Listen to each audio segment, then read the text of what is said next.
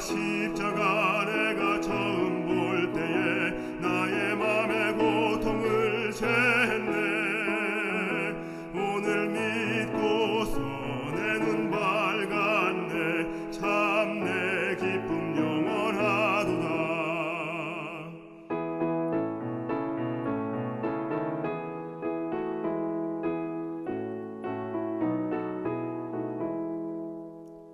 나 언제나 이 큰 빚을 다 갚으오리까.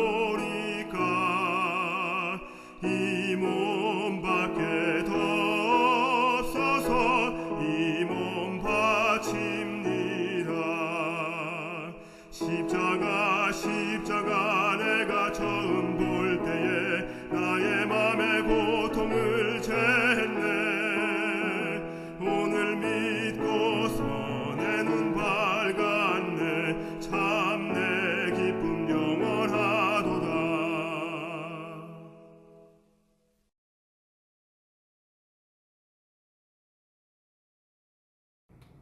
인자하시고 은혜가 충만하신 하나님 아버지, 분주했던 세상 일을 잠시 내려놓고 오늘 주님 앞에 나옵니다.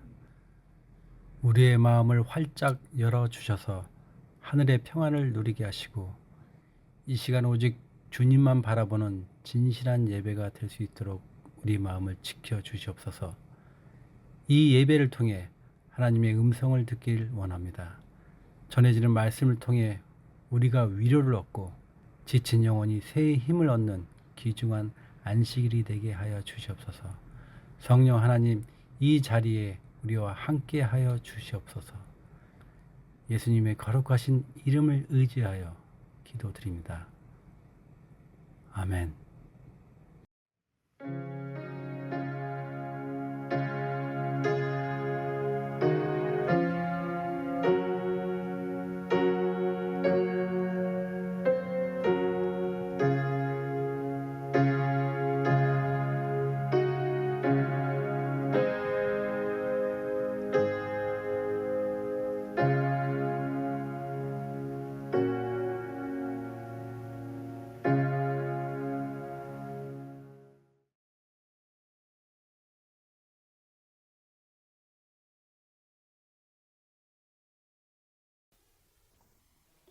오늘 함께 배울 성경의 교훈은 성령 하나님께 대한 말씀입니다. 수많은 그리스도인들이 성부, 성자, 성령 하나님, 삼위 하나님을 믿고는 있지만 특별히 성령 하나님께 대한 믿음이 부족합니다. 부족하다는 것은 믿지 않는다는 것이 아니라 믿는데 존재, 즉 성령 하나님의 살아계시고 역사하시는 인격체로서의 믿음이 부족하다는 것입니다. 예를 들자면 우리는 기도를 시작할 때 하늘에 계신 우리 아버지, 즉 성부 하나님으로부터 시작해서 예수 그리스도의 이름으로 기도를 끝내는데 이 기도 속에 성령 하나님에 대한 감사와 은혜를 찾기가 어렵습니다. 성령이 계신 것 같은데 실제로는 경험하지만 만질 수 없는 그림자 같은 분으로 생각합니다. 그래서 많은 사람들이 성령을 하나님의 기운이나 파워나 능력이나 빛으로 말하는 이설에 빠지게 되는 경우가 참 많습니다. 혹 성령 하나님을 믿더라도 성부 하나님 1등, 성자 하나님 2등, 성령 하나님은 3등으로 믿는 종속적인 삼위 하나님을 은연스럽게 믿는 사람도 참 많습니다. 이번 시간을 처음으로 계속해서 이어지는 성령 하나님께 대한 말씀을 통해서 성령 하나님도 하나님의 본체시며 동등하시며 인격적으로 존재하시는 그 믿음을, 확신을 가지시기 바랍니다. 먼저 말씀을 찾아보겠습니다.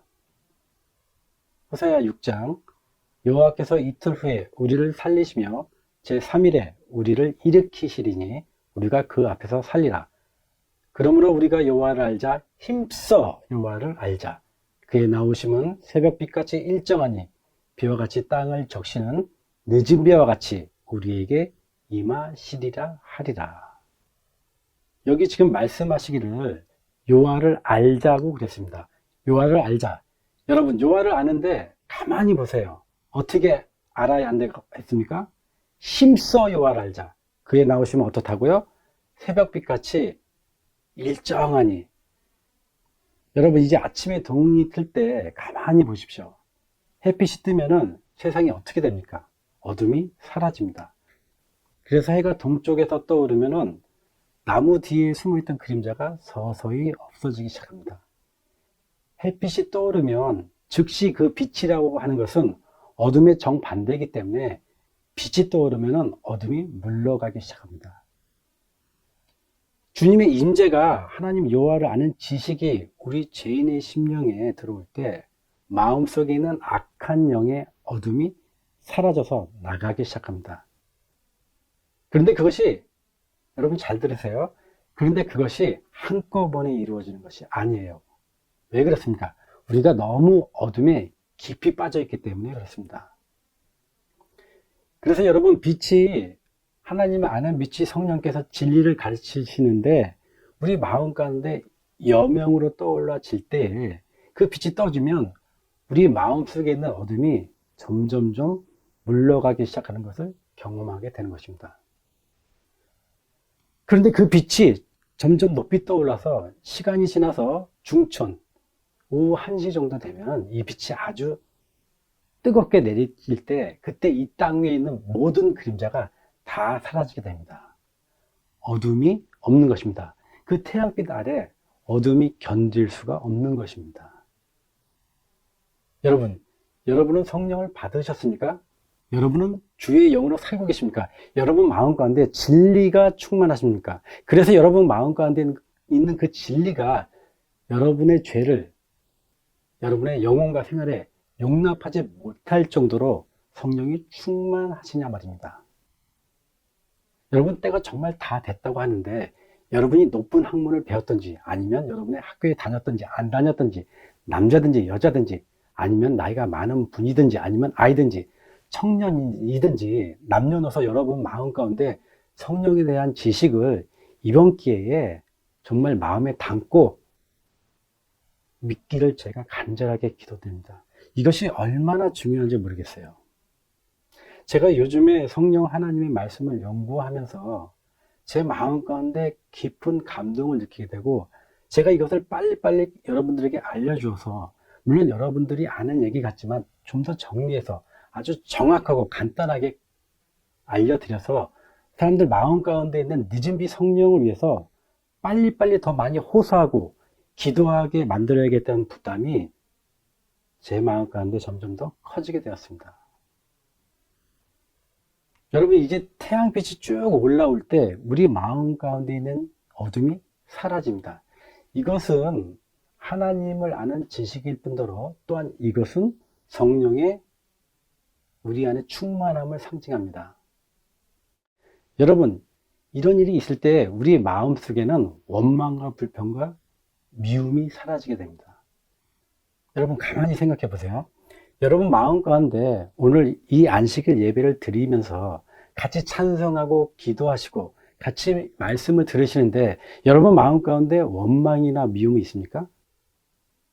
아직 어떤 사람들을 용서해 주지 못하고 혹시 증오가 마음 가운데 지금 있느냐 그 말입니다. 여러분 생각해 보세요. 의라고 하는 것은, 우리가 의롭게 되었다는 것은 여러분이 어떤 율법의 항목을 잘 순종해서 지키기 때문에 그런 것 때문에 의롭다는 것이 아닙니다. 맞죠? 내가 음식 기별을 잘 지키고 내가 시골에 살고 내가 말씀대로 그 기별대로 따라 산다고 하는 것이 여러분들을 의롭게 해주는 것이 아니에요. 의롭다고 하는 것은 하나님께서 주의 영을 통해서 여러분의 영혼의 마음을 의롭게 변화시켜주는 것이 그게 의로움입니다. 의로움은 내가 내 마음속에서 변함을 받는 그 경험이 의로운 것입니다. 내가 의로워졌기 때문에 내가 의로운 생활을 살 수 있게 되는 것입니다. 여러분, 계명을 지키게 되는 것은 자연스러운 의로운 생활입니다. 여러분, 그것을 어떻게 우리가 노력함으로 가능합니까? 탐내지 말라. 우리처럼 타락한 죄된 인생이 어떻게 세상을 살면서 탐내지 않고 살 수가 있겠습니까?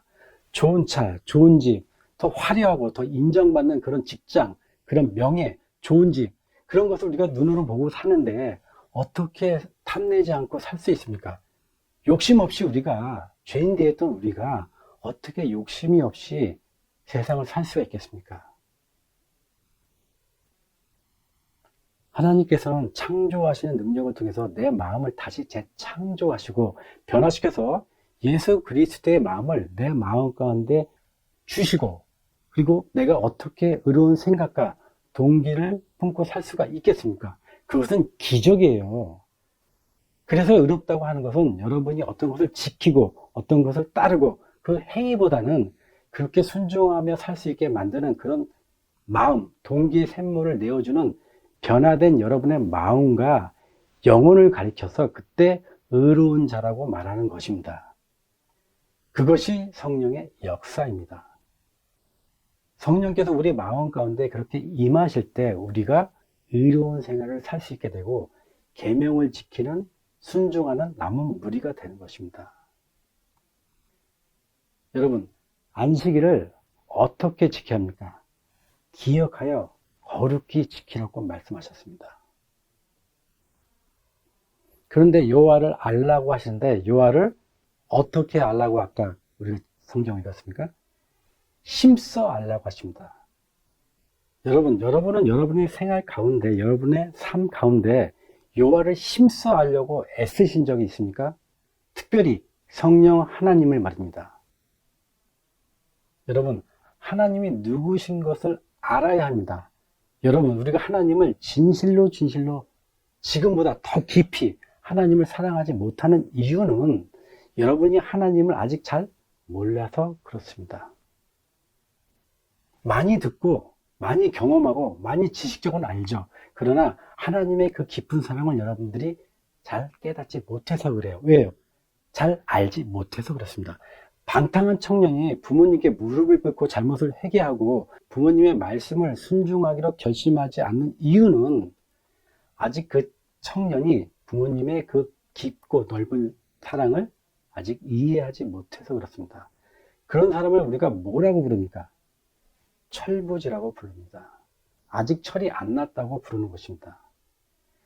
여러분, 아직도 많은 그리스도인들이 오늘날 그렇게 주 앞에 굴복하는 생활을 하지 못하는 이유는 그들이 하나님을 알지 못해서 그렇습니다. 여러분, 이것이 무슨 뜻인지 이해하시겠습니까? 나는 하나님을 잘한다. 나는 성경을 많이 읽었다. 나는 말씀대로 살고 있다. 이게 다가 아니라는 것입니다. 그래서 우리가 하나님을 알아야 합니다. 힘써서 알아야 됩니다. 자, 그런데 보세요. 하나님을 아는 지식은 일정하게 새벽빛같이 올라오는 것처럼 서서히 올라옵니다. 단계적으로 한 단계, 두 단계, 세 단계. 여러분, 한꺼번에 우리가 하나님을 알 수가 없습니다. 어둠 속에서 햇빛이 한꺼번에 쫙 비치면 우리 눈이 어떻게 되겠습니까? 우리 눈이 장애가 생깁니다.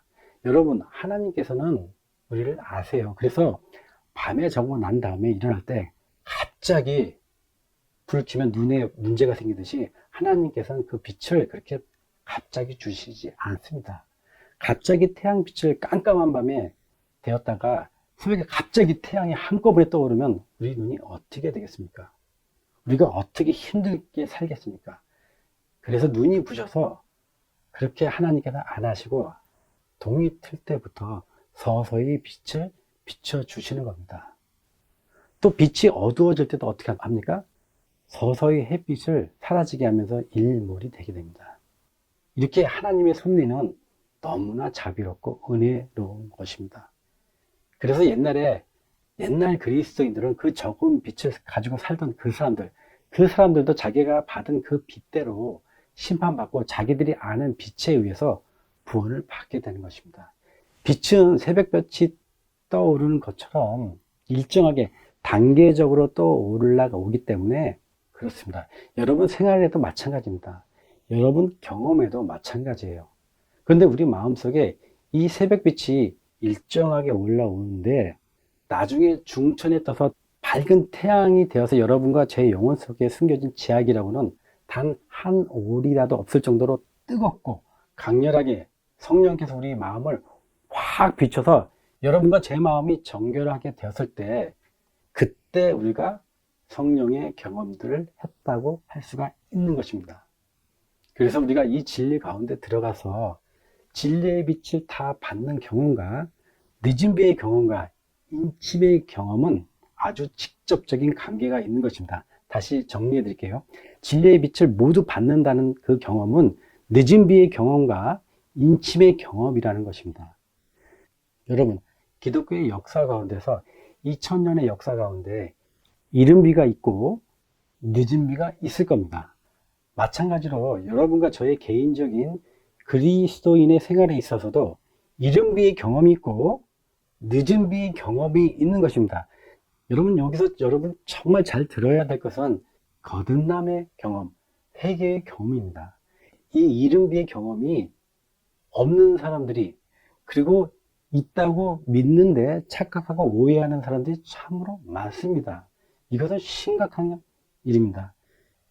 여러분, 그 사람들을 보면요, 특징적인 것이 있는데, 그 사람들이 이른 비의 경험이 없다고 얘기해주면 그 사람들이 어떻게 되겠습니까? 매우 화를 냅니다.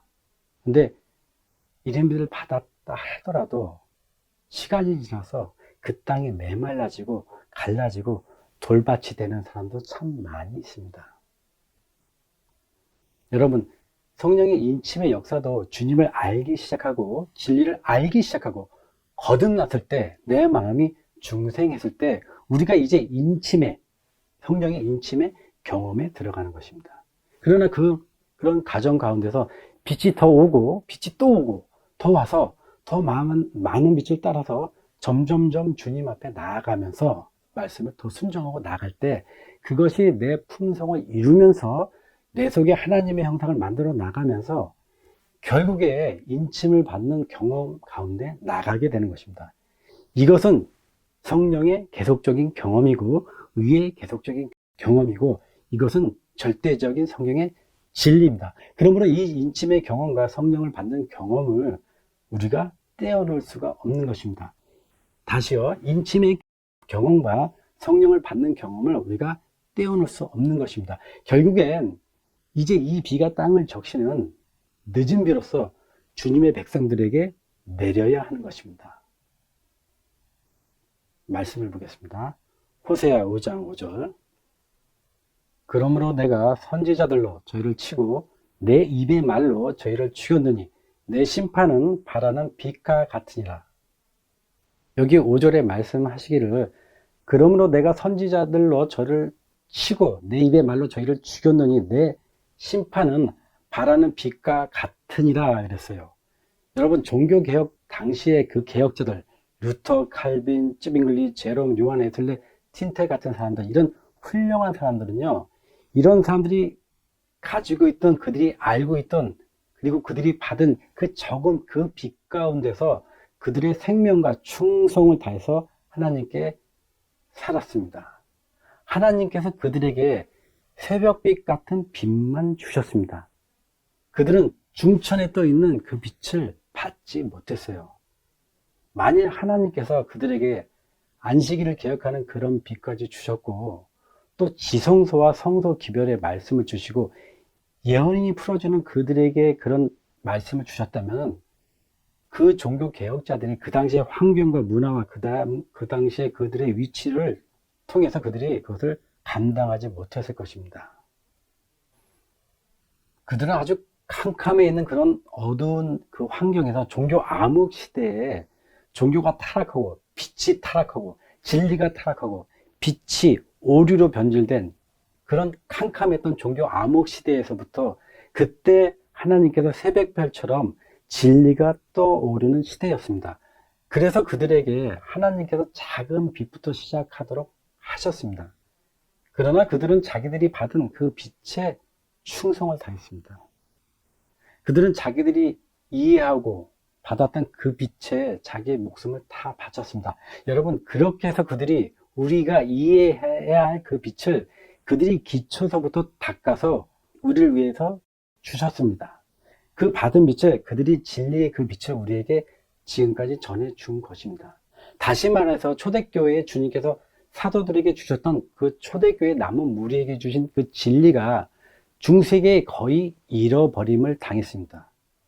어두운 가운데 빠졌고 모든 것이 다 잃어버리고 다 사단의 승리 같았었는데, 주님께서는 그것을 서서히 회복시키기 시작하셨습니다. 그런데 진리가 회복할 때 이 종교 개혁자들이 회복한 그 빛의 시대에 우리가 살았어도 그들이 알려주고 개혁한 그 빛에 따라서 우리가 구원을 받았을 것입니다. 그런데 그것이 다가 아니고 종교 개혁은 계속적으로 전진적으로 더 앞으로 나가기 때문에 우리가 계속적으로 그 빛을 더 많이 받고 지금 현재 우리가 나아가고 있는 것입니다.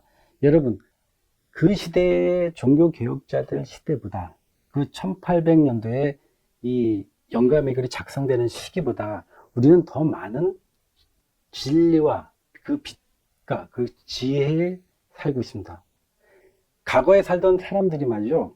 여러분과 제가 살던 이러한 시대의 이 빛이 모두 다 회복되고 성령이 충만하게 받아서 그 천국 복음이 모두 전파된 것이 아니고 늦은 비 성령을 통해서 온 세상 땅 끝까지 아주 짧은 기간 동안에 전부 전파되어서 세상의 모든 사람들이 다 빛을 다 받고 자기 마음 가운데 이것이 진리냐 아니면 거짓이냐, 이것이 주님이냐, 이것이 마귀냐, 이것이 옳으냐, 이것이 진리냐라는 선택하는 마지막 선택이 이루어진 다음에 예수께서 이 땅에 구름을 타고 강림하시는 그것을 보기 위해서 그 종교 개혁자들과 순교자들이 그 장면을 얼마나 소원했는지 모릅니다.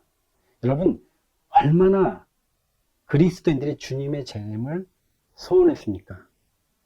그들이 과거에 순교당하면서 핍박당하면서 고문당하면서 여러분과 제가 살고 있는 이 시대를 한번 살아보고 싶어서 그들이 얼마나 소원하였습니까?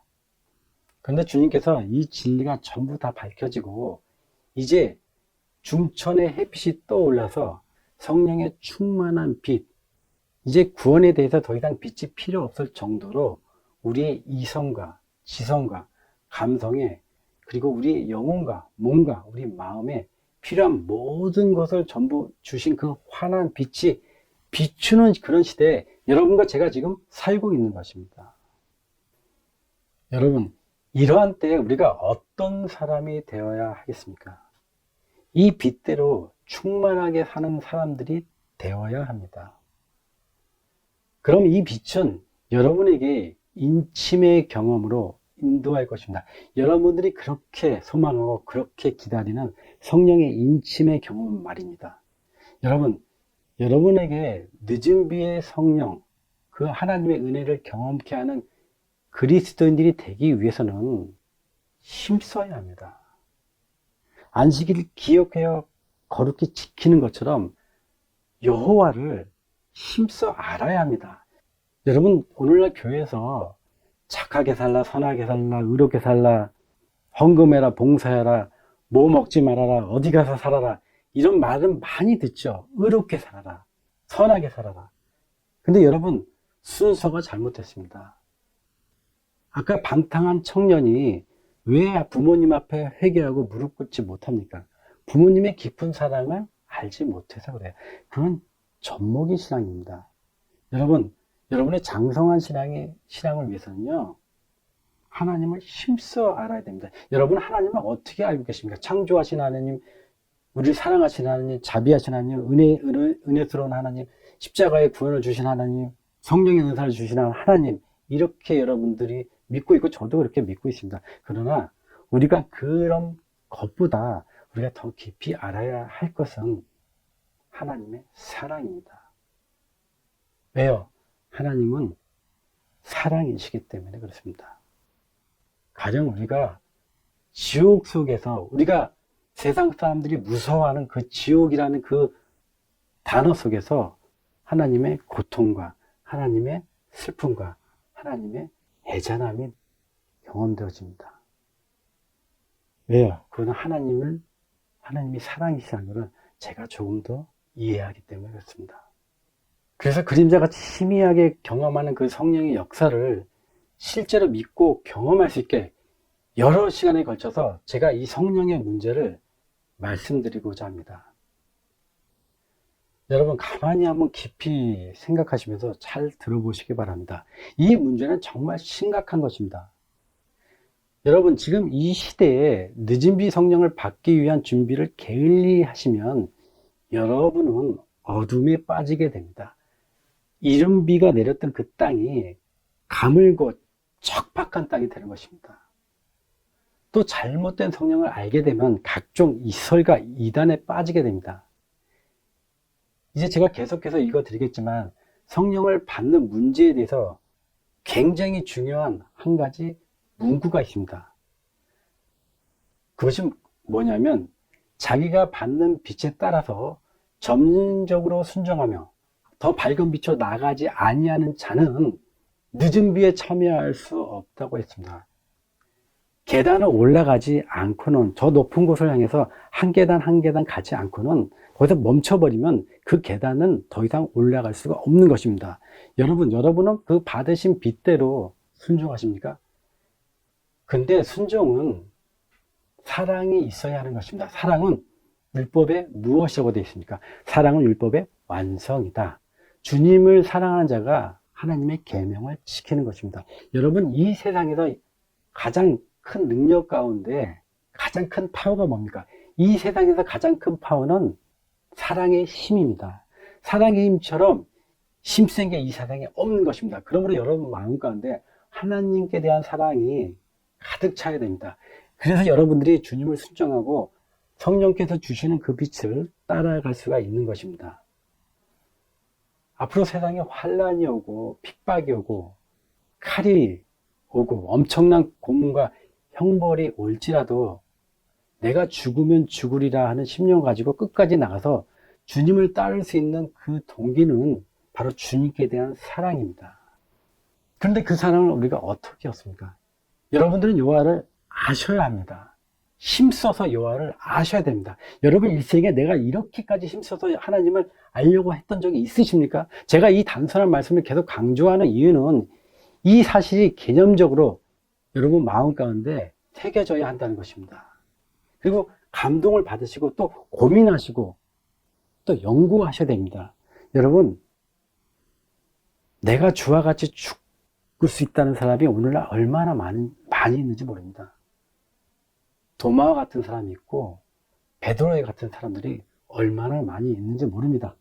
하나님의 계명의 전쟁이 있으면 내가 주와 같이 죽겠다는 사람이 얼마나 많이 있는지 모릅니다. 그래서 여러분, 우리가 진리를 알아야 합니다. 그래서 말씀을 연구해야 합니다.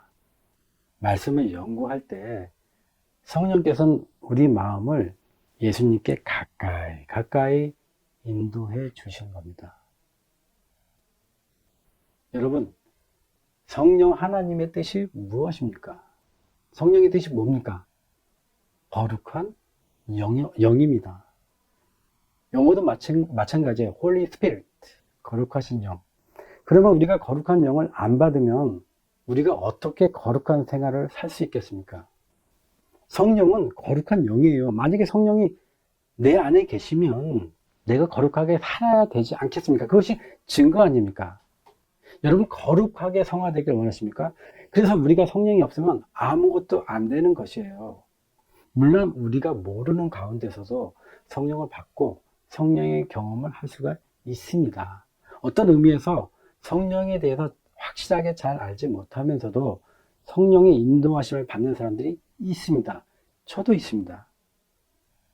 시간이 지나서 이것이 성령의 인도라고 우리가 경험하게 되는 것입니다. 그러나 이번 기회에 성령이 누구이며 어떤 역사를 하시고 또한 성령을 어떻게 받는지에 대해서 우리 마음 가운데 확실하게 인식되시기를 제가 바라는 것입니다. 말씀을 보겠습니다. 호세아 6장 6절. 나는 인애를 원하고 제사를 원치 아니하며 번제보다 하나님 하는 것을 원하노라. 자, 여기 말씀을 보니까 제사나 번제보다 하나님 아는 것을 원한다고 하셨는데, 오늘날로 말하면 여러분들에게 교회의 예배나 전도나 봉사나 헌금보다 하나님 아는 것을 원한다고 해도 무리가 없을 것입니다. 그래서 하나님께서 말이죠, 우리가 주 앞에 와서 많이 바치는 것보다, 어떤 많은 행위보다 먼저 하나님을 아는 것을 원하세요. 왜요? 주님을 알고 나면 주님의 사랑을 경험하게 됩니다. 주님의 사랑에 충만하게 되면 주님의 뜻대로 하지 않으면 우리가 살 수가 없어요. 이것을 어떻게 말씀을 드려볼까요? 결혼 생활로 한번 비교해 볼까요? 우리도 예수님 신랑이고 우리가 신부의 역할이 있지 않습니까? 여러분, 이 결혼하신 분들은 여러분 신혼생활을 하시면서 이제 아내는 남편에게 그 사랑에 빠지면서 여러분께서 경험하셨듯이 결혼한 다음에 연애할 때보다 사랑이 더 많이 생기죠. 그렇게 해야지 맞죠?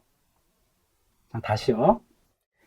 여러분들이 결혼하는 것은 내가 이 사람 없이는 못 살겠다. 보고 싶다. 이 사람하고 같이 살고 싶다.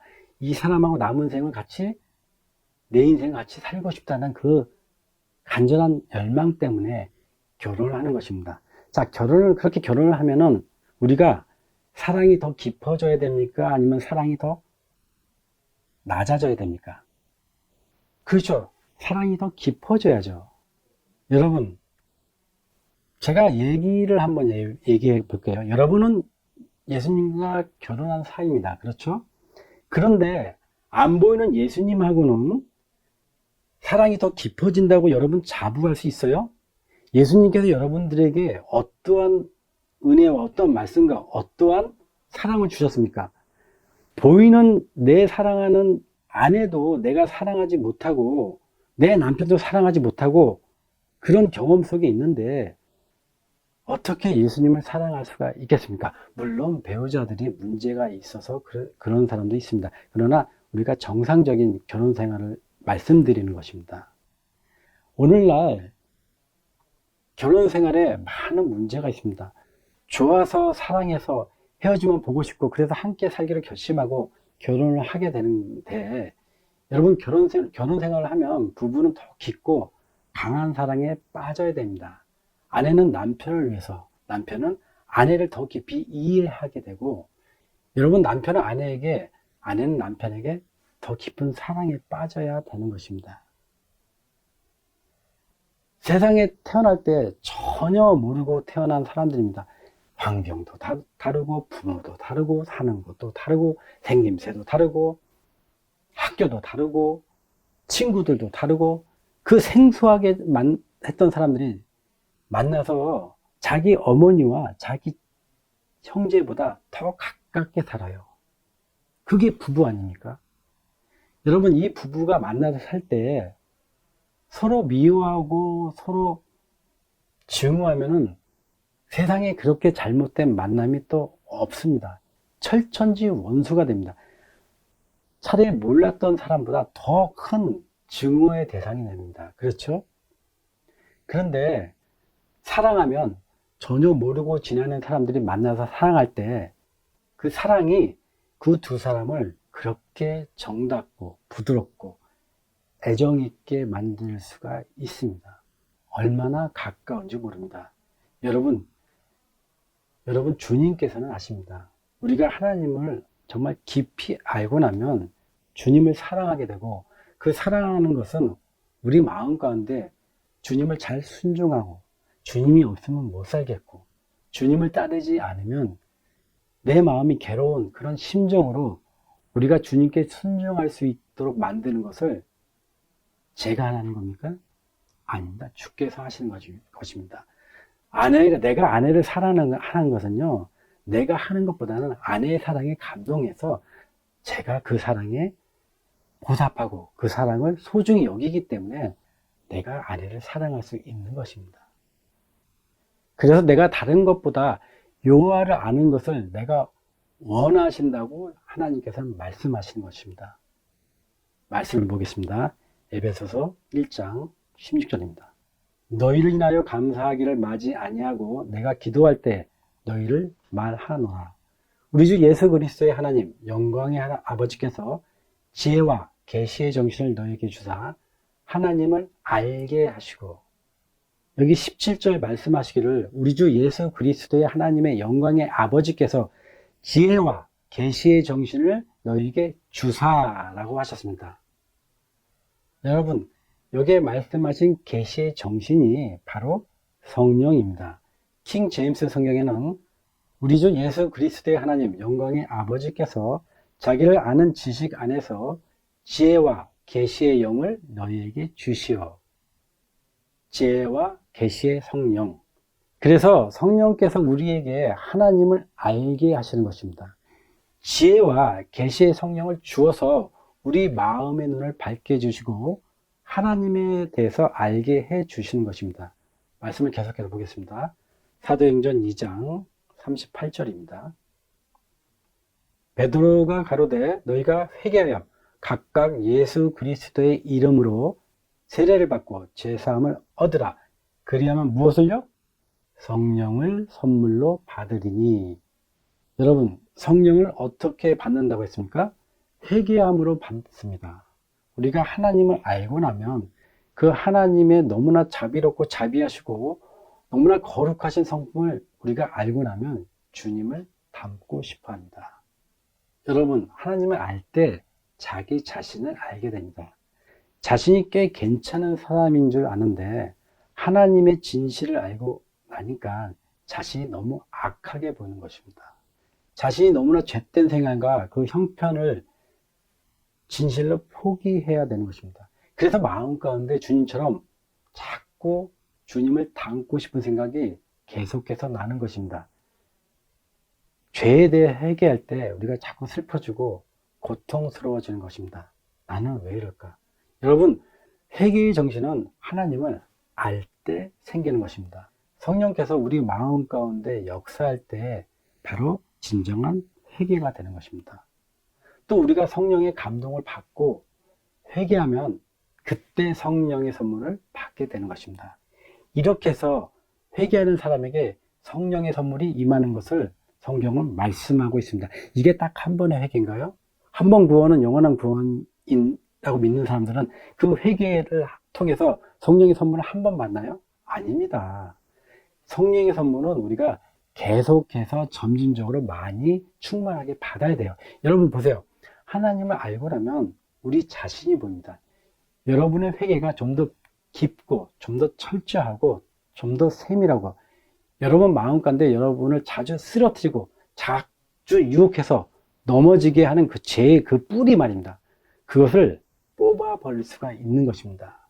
죄 없는 생활이 가능해지는 것입니다. 그 뿌리가 한 뿌리, 두 뿌리 계속해서 우리가 뽑아갈 때 죄로 일생에 물들어진 내 죄의 뿌리가 하나씩 빠지게 되고 거기에 성령의 선물을 심게 되는 것입니다. 우리가 자꾸 습관적으로 쓰러지고 연약해지는 이유는 우리가 하나님을 철저하게 잘 몰라서 그렇습니다.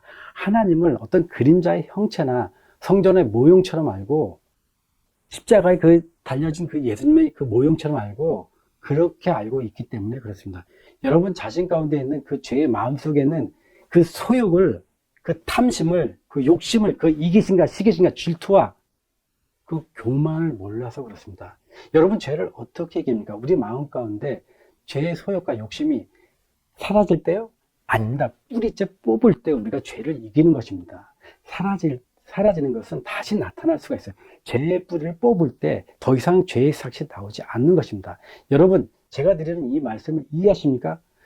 우리 마음속에 있는 그 죄에 대한 욕심이 그대로 남아있는 한 죄를 절대로 우리가 이길 수가 없는 것입니다. 죄의 경향이 있는 것과 죄의 욕심을 품고 있는 것은 다른 것입니다. 우린 죄의 성향이 그대로 있어요. 우리가 거듭났을 때 우리가 죄의 본성이 있는 죄의 육신에서부터 우리가 분리된 것이 아닙니다. 잘 들으세요. 우리가 거듭날 때 죄하고 제 육신에 있는 그 죄가 분리된 것이 아니라 그대로 남아 있습니다. 여러분, 우리가 거듭났을 때 우리 마음이 거듭난 것이지 우리 육신이, 우리 육체가 거듭난 것은 아니에요. 우리의 옛 육신이, 우리 육체가 내가 아직 내 속에 있습니다. 여러분, 마음을 어떻게 찾아요? 찾을 수가 없어요. 마음은 느끼는 것입니다. 여러분, 이 세상에 아무리 훌륭한 신경외과 의사라고 할지라도 두개골을 이렇게 열어서 이렇게 우리 머리를 벌려서 오픈하고 내가 이 사람의 생각을 찾았다라고 말하는 사람은 없습니다. 여기 마음이 있구나. 그런 발견을 한 사람은 아직까지도 한 사람도 없습니다. 우리 속에 있는 마음과 생각은 볼 수가 없는 것입니다. 그래서 신비로운 것입니다. 그것은 여러분 속에 있는 이 두뇌에 있는 수백억 개의 그런 뇌세포는 하나님께서 창조하신 것입니다. 그래서 하나님께서 우리 마음을 감찰하실 수 있는 것입니다. 여러분, 그것을 보고 하나님께서 안 계시다고 말할 수가 없는 것입니다. 우리 마음, 이 영적인 마음을 보고 진화가 됐다, 하나님 없다, 이렇게 말할 수가 없는 것입니다. 그 뇌세포는요, 그 끈적끈적한 그런 액체와 함께 있는 세포입니다. 뇌세포가 수백여 개가 있는데 그 속의 세포 속에서 어떤 화학 물질들, 이 액체들이 계속 드나들고 거기에 산소가 드나들고 양분이 드나들어요. 근데 그것들이 왔다 갔다 하면서 전기작용을 일으켜요. 근데 여러분의 세포가 그런 것들이 드나들면서 전기작용을 일으켜서 여러분의 이 뇌 속에 있는 뇌세포가 신경계 조직과 서로 연결이 돼요. 특히 이 신경계 조직은 세포마다 완전히 이렇게 딱 붙어 있는 것이 아니라 그 안테나처럼 안테나 같이 서로 붙을락 말락하게 조금씩 떨어져 있어요. 그런데 이쪽 세포에 있는 신경에 있는 그 안테나가 다른 쪽에 있는 안테나로 건너뛰기 위해서는 이 안테나 사이에 전기가 필요합니다. 전류가 필요해요. 그래서 우리 몸속에 전류가 있는 것입니다. 특별히 뇌파와 뇌의 전류가 흐르고 있는 것입니다. 뇌의 전류의 흐름을 이쪽 세포에서 저쪽 세포로 전달이 될 때 우리의 아이디어와 생각들이 서로 건너뛰면서 전달이 되는 것입니다. 예를 들어서 우리가 어디 아프다 그러면 사실 아픈 것은 말이죠. 우리가 어디 다칠 때 그 다친 장소가 아픈 게 아니라 어떤 의미에서 아프다라는 그 아픔을 느끼면서 여러분의 눈에 머리가 아픔을 느끼는 것이에요. 물론 쓰리가 아프다는 것이 그 부위에 있는 것이 뇌로 전달돼서 뇌에서 그쪽으로 다시 가서 그게 아픔을 느끼는 것입니다. 모든 것이 뇌 중추에 있어요. 이것이 마음입니다. 마음은 이것은 우리가 자꾸 볼 수가 없는 것이에요. 영적이기 때문에 그렇습니다. 성령께서 눈에 보이지 않는 것처럼 성령의 역사는 바람이 지나간 다음에 그 지나간 결과를 통해서 우리가 아는 것처럼 우리의 이 생각도 보고 느낄 수가 없는 것입니다. 여러분, 죽으면 그래서 생각이 잠드는 것입니다. 그러나 우리가 생각하고 느낀 것 때문에 여러분과 저의 모든 성품은 우리 뇌의 세포 조직체에 다 기록이 되어 있기 때문에 그것이 우리의 성품이 되는 것입니다. 뇌에 전달된 그 여러 가지 우리의 생각과 우리의 경험들이 이 세포 조직체에 다 기록이 돼서 그것이 우리가 성품이 돼서 바깥으로 나오는 것입니다. 그렇지만 그것을 우리가 읽어볼 수가 없어요. 그것은 신비한 것입니다. 그래서 우리가 10길 물속은 알아도 한 사람의 마음은 알 수가 없다. 그런 속담이 있는 것입니다. 하나님께서 그런 신비한 마음을 예수님께서 성령을 통해서 거룩하게 재창조해 주시는 것입니다. 여러분 마음 가운데 있는 예수님의 마음을 성령을 통해서 우리 마음에 넣어 주시는 것입니다. 우리가 성령의 마음을 우리 마음 가운데 받으면 우리 마음속에 새로운 사람이 돼서 그러면 우리 마음속에 있는 우리가 생각했던 입맛이 달라지고 우리의 취미와 기호가 달라지고 우리가 과거에 좋아하던 것을 미워하게 되고 성경적인 그 선한 행위와 의로운 행위를 좋아하게 되고 실제적인 거듭난 자의 마음의 변화가 이렇게 생기는 것입니다. 그래서 사람들이 변했다. 저 사람이 어떻게 저렇게 생각하고 말할 수가 있냐. 사람들이 변하게 되는 것입니다. 그렇게 할 때 우리가 어떻게 돼요? 순종할 수 있게 되는 것입니다. 그렇게 마음이 바뀌면 우리의 영혼이 바뀌고 거듭나게 되면 그것 때문에 여호와를 알게 되어서 마음이 바뀌기 때문에 우리가 죄를 짓지 않을 수 있는 사람이 되는 것입니다. 죄를 우리가 안 지고 살 수 있어요. 그건 가능한 것입니다. 내가 능력 주신 자 안에서 모든 것을 할 수 있다고 성경은 우리에게 알려주고 있습니다. 그런데 여러분 마음 가운데 죄를 짓고 싶은 소원과 소욕이 꽉 차 있으면 죄가 좋아집니다. 여러분 예를 들어서 여러분이 어떤 도시의 술집이나 도박장이나 경마장이나 그런 데를 지나갈 때 여러분 거기에 꼭 가서 우리 그리스도인들이 하지 말아야 할 일들을 하거나 보면서 죄를 범하는 그런 습관들이 여러분들에게 있다고 한번 생각해 보세요. 근데 여러분이 이제 3일 후에 갑자기 그 큰 도시에 갈 일이 생겼는데 그 볼일을 보는 장소를 지나갈 때 여러분들이 습관적으로 하던 죄의 습관을 갖는 어떤 장소들이 많이 있습니다. 그 앞을 지나가야 된다고 가정을 해봅시다. 그러면 이제 그 앞을 지나가는 것은 자, 3일 후에 갈 텐데 그 앞을 지나가다가 다시 그 죄에 빠질 것인가 아닐 것인가 하는 것은 3일 후에 여러분이 그 앞을 지나갈 때 하는 것이 아니고 바로 지금 이 시간에 결정되는 것이에요. 제가 드리는 말씀을 이해하실 수 있습니까? 다시요. 여러분이 죄를 지을 수 있는 그 도시에 갔는데 3일 후에 가는데 내가 죄를 져야 될지 말아야 될지 이 죄를 이겨야 될지는 그 도시에 가서 결정하는 것이 아니라 지금 결정해야 된다는 것입니다. 죄는 그런 것입니다. 죄가 오기 전에 미리 내 마음속에 결정하게 되는 것입니다. 그리고 그 도시에 갔을 때 그 도시에 죄를 지을 수 있는 그런 여건은 저하고 관여하지 않습니다. 왜? 이미 그 죄를 버리고 승리했기 때문입니다. 여러분, 여러분의 생활 가운데, 일상생활 가운데 이 부분을 잘 생각해 보세요. 죄에 대한 것을 미리 걱정할 게 아니라 그 죄가 앞으로 있을 죄가 있다면 미리 결단을 하시라는 것입니다. 죄를 짓기 전에 미리 죄를 피할 수 있다는 것입니다. 여러분, 지금 이 시간에 앉아 계신 여러분 마음속에 지금 죄를 짓고 싶은 욕심이 아직 남아 있든지 아니면 주님의 성령의 은혜 때문에 마음이 새롭게 되고 나는 이제 주님의 마음을 아프시게 하고 싶은 마음이 전혀 없든지 나는 과거에 하던 그런 좋지 못한 악한 어두운 생활의 일은 나는 더 이상 하고 싶지 않던지 그런 결정은 지금 해야 된다는 것입니다. 이제 나는 빛에 살 거야. 이제 나는 빛의 아들이야. 난 주님을 사랑하고 주께서 나를 사랑하신다. 나는 더 이상 죄를 짓고 싶지 않아.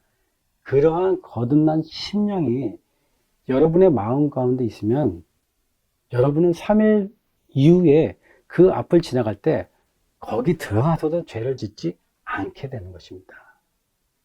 이미 여러분은 그 죄에 대해서 승리한 자기 때문에 그렇습니다. 그리고 죄를 승리하는 것은 여러분이 그때 가서가 아니라 지금 여러분 마음 가운데 다시 새롭게 변화되어서 이루어진 그 의로운 마음이 죄를 이기게 하는 것입니다. 여러분, 그 일을 성령 하나님께서 하시는 것입니다. 여러분, 이것이 우리에게 얼마나 중요한지 몰라요. 이렇게 해서 회개한 사람에게는 성령이 우리 마음 가운데 더 많은 빛을 계속해서 주시고 여호와를 알자, 힘써 여호와를 알자라고 하는 것입니다. 주님을 알되 더 많이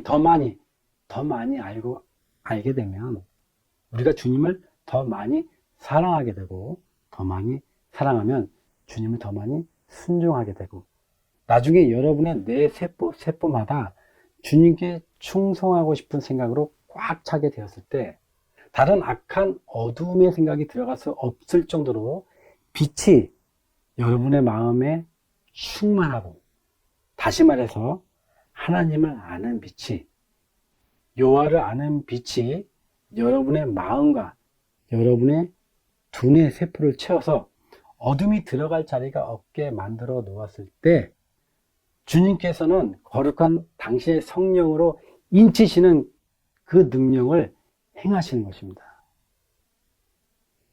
여러분, 오늘은 제가 서론적으로 여호와를 알자에 대해서 말씀드렸습니다. 앞으로 성령 하나님께서 과거에 어떤 일을 해오셨으며 현재 우리에게 어떤 역사를 행하시고 성령은 누구신가, 무엇을 하는 분이신가, 제가 그 의문점에 대해서 차차 여러분과 함께 말씀을 나누고자 합니다. 여러분, 이제 성령에 대해서 우리가 더 많이 깨달아야 합니다. 성령께서 누구시며 우리에게 무슨 일을 하시는지 우리가 깨달아야 합니다. 하나님께서 여러분에게 오실 때 단계적으로 오십니다. 여러분들이 아는 그 빛에 거할 때 그 다음에 또 다른 빛을 주십니다. 여러분이 지금까지 알고 깨달은 그 진리의 빛에 순종하지 않으시면은 그 다음 단계의 빛이 안 옵니다. 근데 많은 사람들이요, 이 빛의 단계까지 왔는데 다른 이설과 다른 미혹과 자기 욕심과 다시 후퇴하는 사람들이 많이 있다는 것입니다. 근데 자신들은요, 더 높은 곳을 향해서 가고 있는 것으로 알아요. 근데 그 높은 곳이 어디입니까? 그것은 진리의 길이 아닙니다. 그래서 참 안타까운 일이 너무나 많습니다. 여러분이 성령의 단계 여러분이 더 깊은 영적인 경험에 들어가야 할 텐데 그 빛에 순종하지 않으면 그 다음 단계의 성령이 오지 않습니다. 그래서 오늘날 많은 교인들이 교회에서 교인으로 살고 예배를 드리고 안식을 지키면서 매 주일마다 교회 왔다 갔다 하면서 교회의 문지방을 많이 밟고 다니지만 그들이 진정으로 성품의 변화가 없는 경험 속에서 계속해서 성경책만 들고 교회만 다니고 있는 것입니다. 여러분이 지금 이 시간들을 통해서 그런 외형적인 모습에서 고침을 받고 진리의 빛으로 나가시기를 제가 간절하게 기도합니다. 하나님께서 살아계십니다. 성령 하나님께서 살아계십니다. 함께 기도드리겠습니다. 하늘에 계신 아버지, 다시 주 앞에 간절하게 기도합니다. 살아계신 주의 성령을 우리 마음 가운데 부어 주시옵소서. 우리가 힘으로 아무것도 안 되는 것을 절실하게 느끼면서 주 앞에 나옵니다. 우리의 심령을 아시는 아버지, 저희 곁에 가까이 오시옵소서. 여기에 무릎 꿇고 기도하는 우리 형제 자매들, 주님 긍휼히 살펴주십시오. 이번 말씀을 통해서 과거에 우리가 하지 못한 그런 영적인 놀라운 경험을 하고 말씀으로 깨어짐으로 늦은 비 성령을 받는 우리가 될 수 있게 주님 도와주시옵소서. 특별히 말씀을 전하는 저의 입술과 마음을 지켜주시고 진리의 말씀을 잘 이해하게 할 수 있도록 도와주시고 이 진리를 통해서 우리가 놀라운 성령의 깨달음과 체험들이 있게 저희를 도와주시옵소서. 우리를 사랑하시는 예수 그리스도의 귀하신 이름을 의지해서 간절하게